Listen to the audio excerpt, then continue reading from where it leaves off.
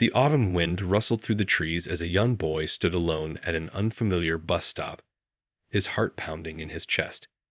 Just moments ago, he had been sitting quietly on the school bus, reading his favorite science book, when everything went wrong.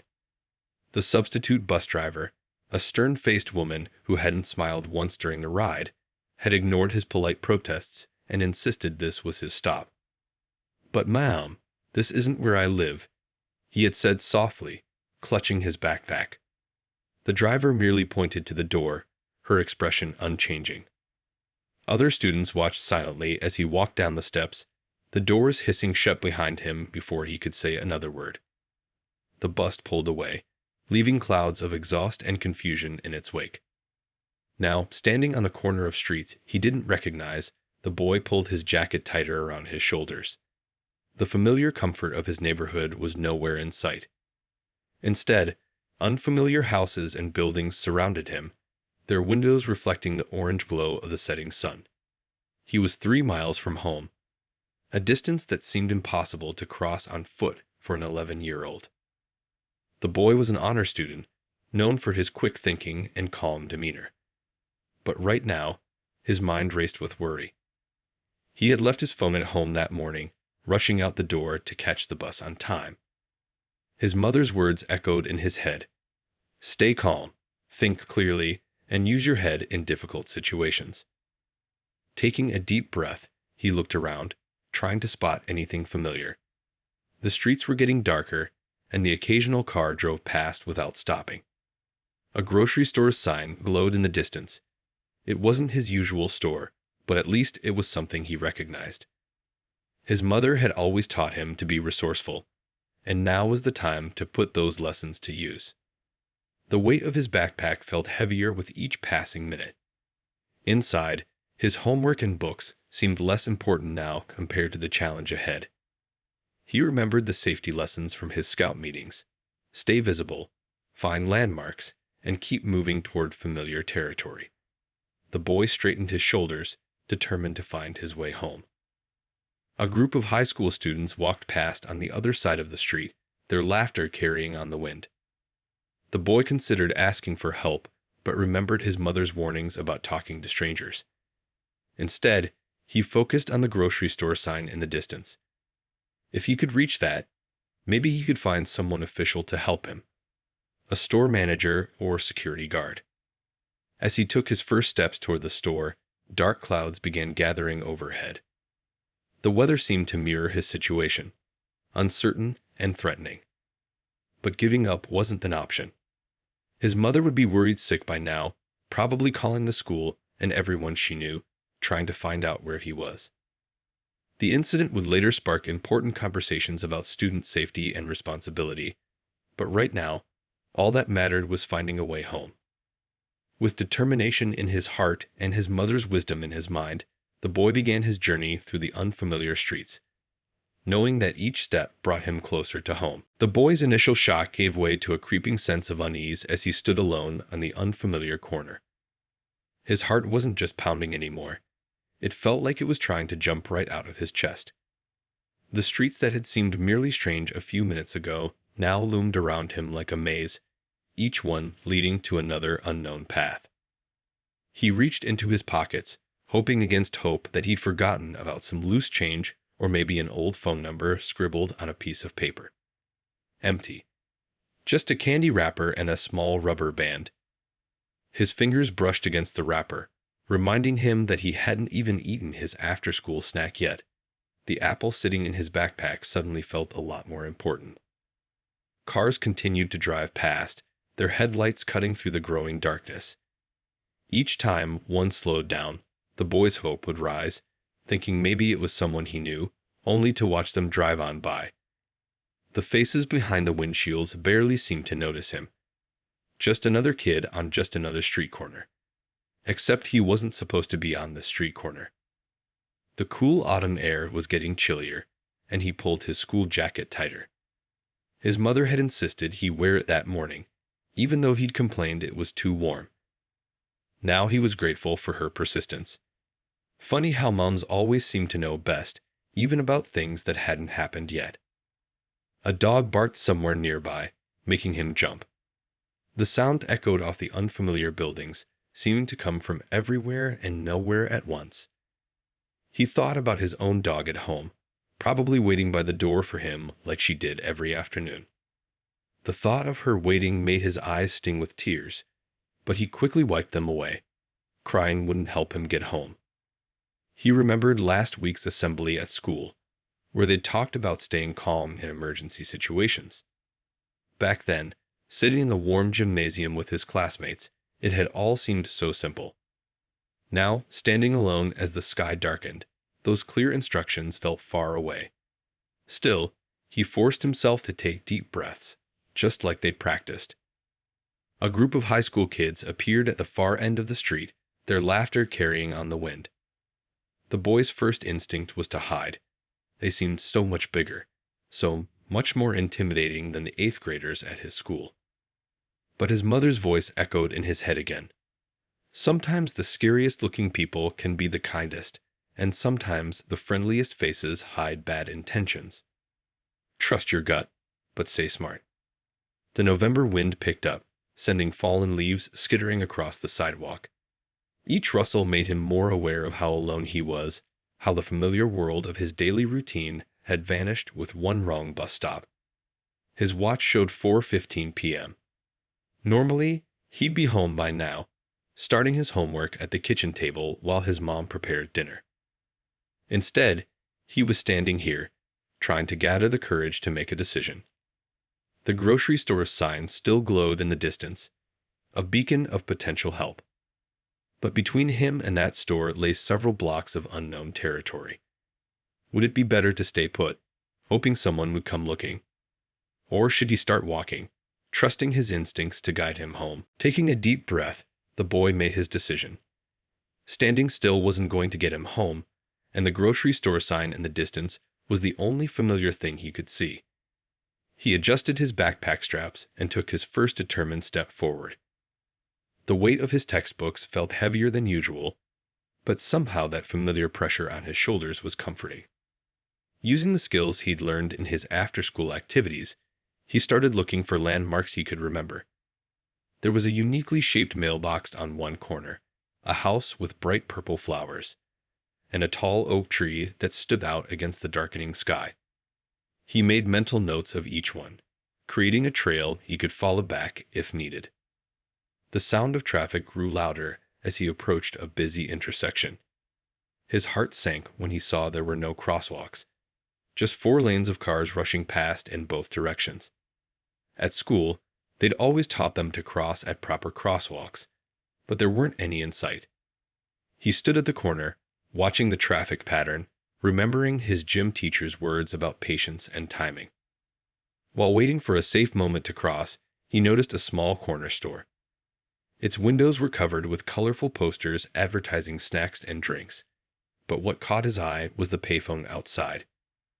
His spirits lifted momentarily until he remembered he didn't have any change. Still, he filed away its location in his mind. It might come in handy if he couldn't make it to the grocery store.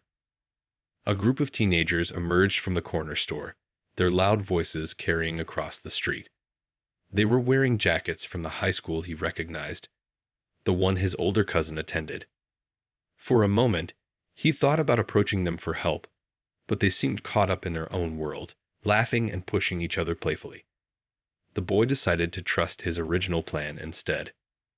Finally, a gap appeared in the traffic. Taking another deep breath, he waited for cars to stop completely at a red light before quickly crossing the first 2 lanes. He stood on the median strip, his heart pounding as cars whizzed by on both sides. The second half of the crossing felt like it took forever, but he made it across safely, letting out a breath he didn't realize he'd been holding. Dark clouds were gathering overhead now, threatening rain. The air felt heavy with moisture, and a distant rumble of thunder made him pick up his pace.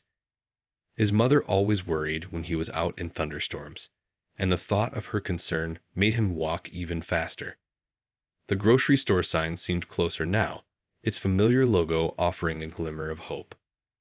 As he walked, he noticed more familiar elements: The same type of trees that lined his school's playground.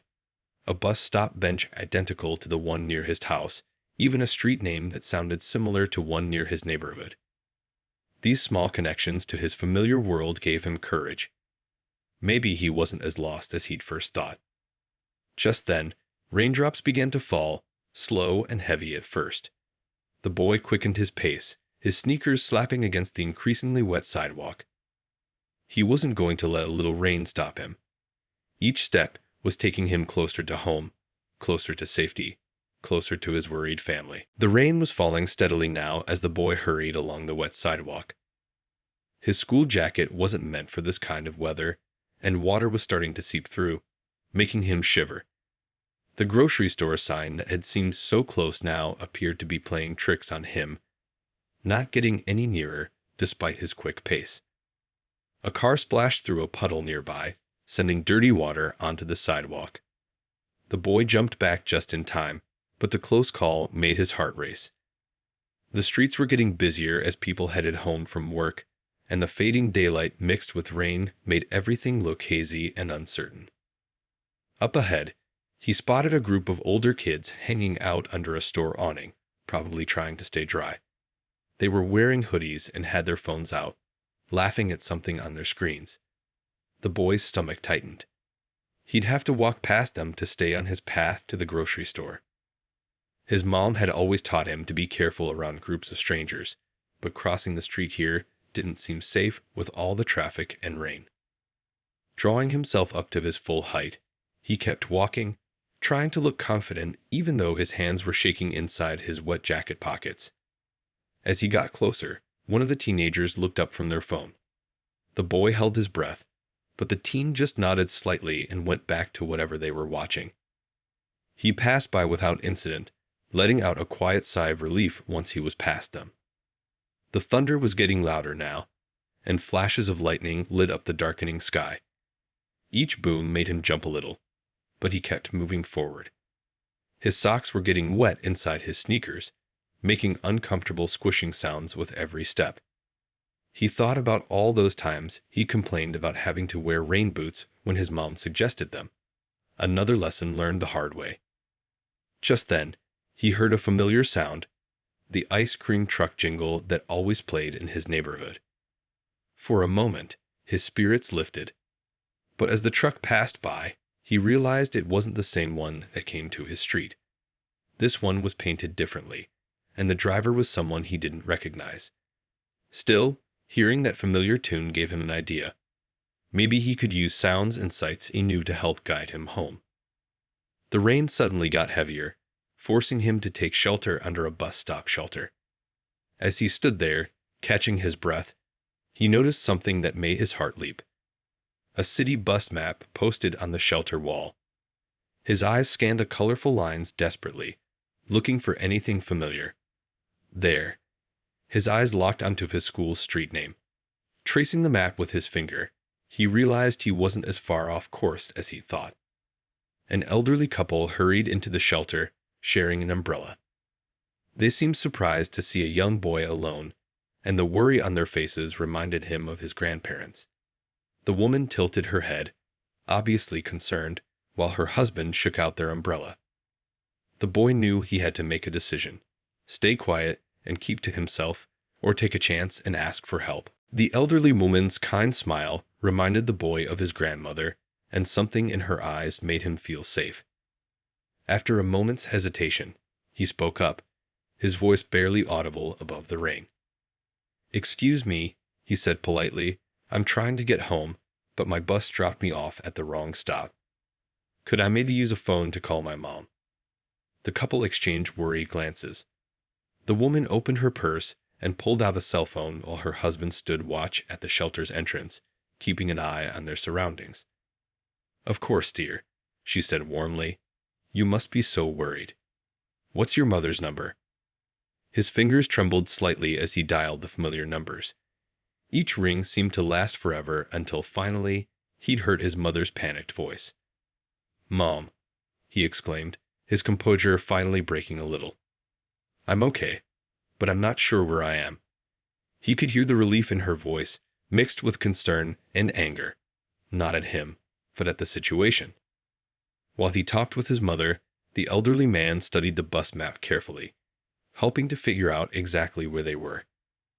The woman offered the boy a tissue from her purse when she noticed his eyes getting watery, though he tried to hide it. These simple acts of kindness made the scary situation feel a little less overwhelming.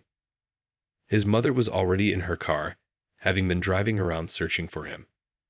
With the elderly couple's help, they were able to explain the location using the street signs and nearby landmarks. The grocery store sign that had guided him this far turned out to be an excellent reference point. His mom knew exactly where he was now. "Stay right there, sweetie," his mother said firmly. "I'm only about 10 minutes away. Stay with that nice couple if you can." The relief in her voice was clear, even through the phone speaker. The boy handed the phone back to the elderly woman, who spoke briefly with his mother to reassure her that they'd stay with him until she arrived. While they waited, the couple kept him talking to help calm his nerves. The man shared stories about getting lost himself when he was young, long before cell phones existed. The woman pulled a packet of cookies from her shopping bag, insisting he have one to keep his energy up. Their presence turned the bus shelter from a hiding place into something that felt almost safe. The rain continued to pour outside, but it didn't seem as threatening anymore. Other people rushed past their shelter, hurrying to get out of the weather, but the boy felt protected now. He wasn't alone anymore, and help was on the way. Every pair of headlights that passed made him sit up straighter, hoping it was his mother's car. While the boy waited with the elderly couple, his mother's phone call had set things in motion. The school district's transportation office erupted into activity as soon as they received her angry call. The supervisor immediately pulled up the bus's GPS tracking data, confirming the wrong drop-off location. Staff members scrambled to gather information about the substitute driver's route and decisions. The district's safety coordinator called an emergency meeting, pulling in the principal and transportation director via conference call. They reviewed the afternoon's events, their faces growing more concerned as they discovered the driver had deviated from the approved route multiple times. The substitute's decision to ignore a student's protest about their stop location violated several safety protocols. Security footage from the bus showed the clear moment when the boy tried to explain he was at the wrong stop. The driver's dismissive gesture and quick departure sparked immediate concern among the reviewing staff. One administrator, a parent herself, had to take a moment to compose herself after watching the video. The principal started making calls to other parents whose children had been on the bus, checking if there had been other incidents. Stories began emerging of similar experiences, students feeling uncomfortable with the driver's attitude, though none had been left at wrong stops. Each new piece of information added to the growing picture of a serious systemic problem. Back at the transportation office, staff members were reviewing the substitute driver's hiring records and training documentation. Questions arose about whether proper procedures had been followed during the hiring process. The driver's file showed gaps in training completion, raising red flags that should have been caught earlier. The incident was quickly escalating beyond a single wrong drop-off. It had exposed cracks in the school's transportation safety net, issues with driver training, student safety protocols, and emergency response procedures. The superintendent's office became involved, recognizing this could affect district-wide policies. Local community leaders began calling in, having heard about the incident through worried parents. They demanded answers and immediate action to prevent similar situations. The school board president scheduled an emergency meeting for the following morning to address the growing concerns. Media outlets started picking up the story. While they worked to protect the young boy's privacy, the incident sparked a larger conversation about student safety and accountability in school transportation. Social media buzzed with parents sharing their own children's bus experiences, turning one boy's frightening afternoon into a catalyst for change. News of the incident spread quickly through social media, sparking intense community discussions. Parents began sharing stories in neighborhood groups and school forums. A local parent organized an emergency community meeting at the public library, and within hours, The meeting room was packed with concerned families. The boy's story touched everyone who heard it. Parents hugged their children tighter that evening, imagining how they would feel in a similar situation. Local business owners offered to become safe spots for any student who might find themselves in trouble. The owner of the grocery store, the one whose sign had guided the boy, stepped forward to provide free safety whistles to all students in the district. Community leaders from different neighborhoods united, setting aside their usual differences to focus on student safety.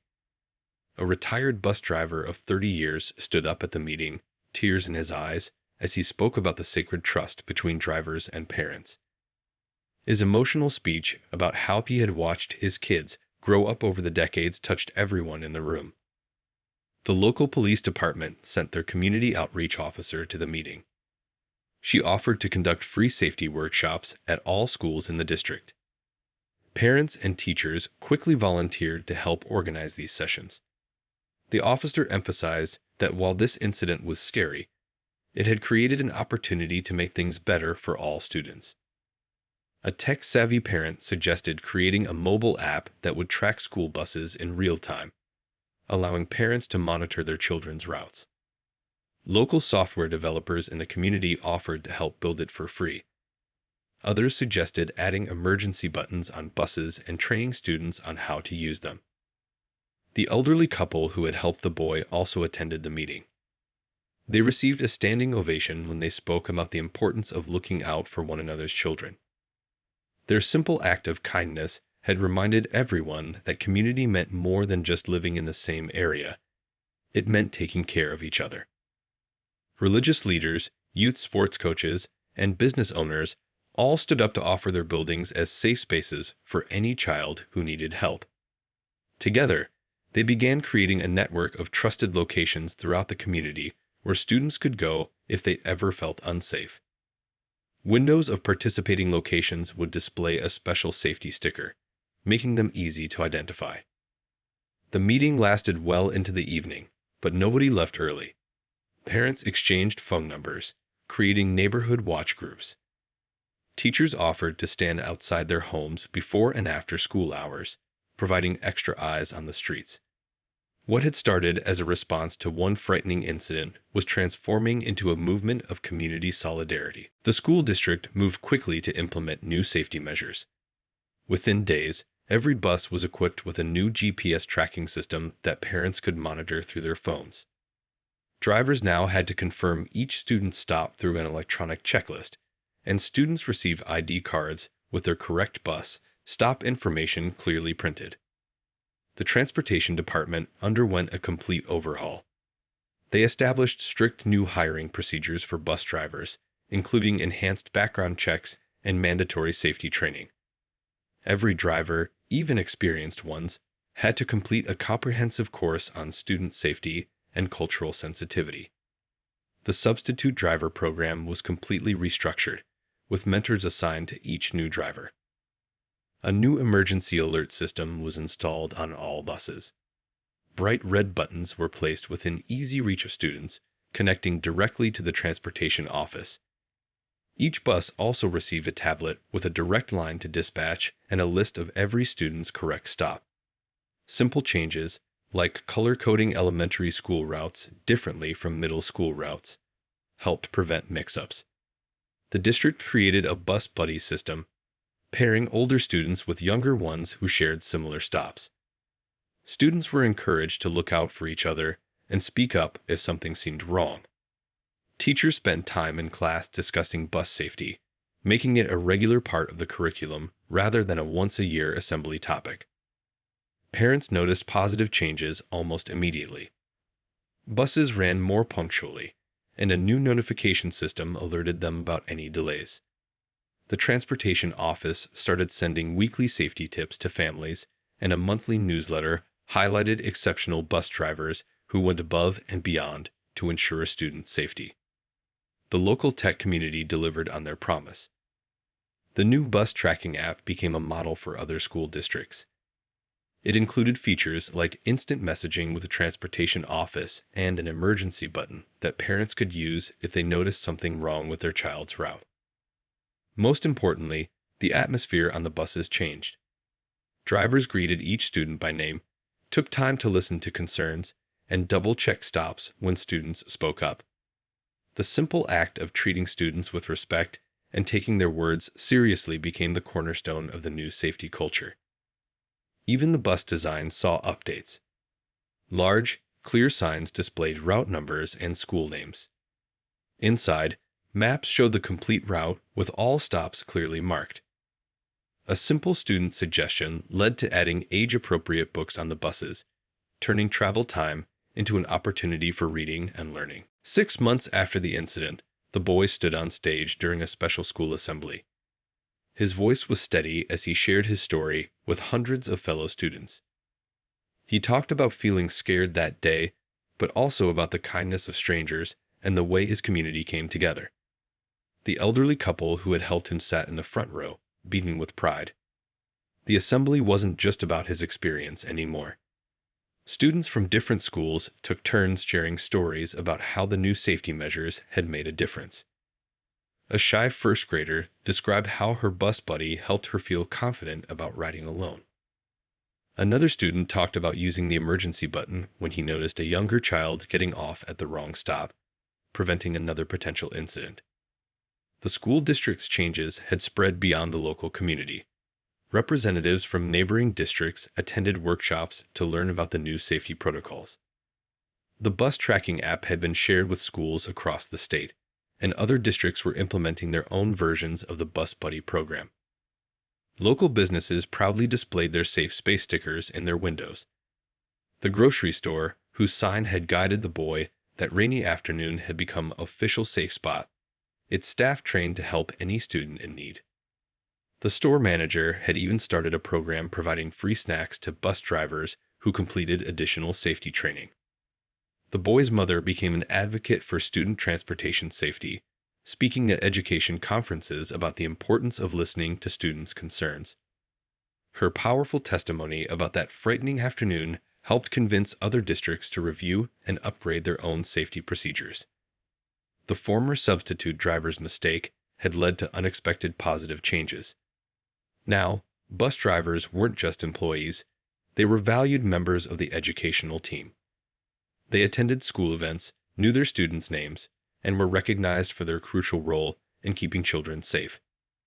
That one rainy afternoon had transformed from a scary memory into a story of hope and community spirit.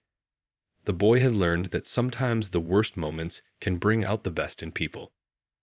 His bravery in speaking up, both on the bus and afterward, had helped create changes that would protect thousands of other students.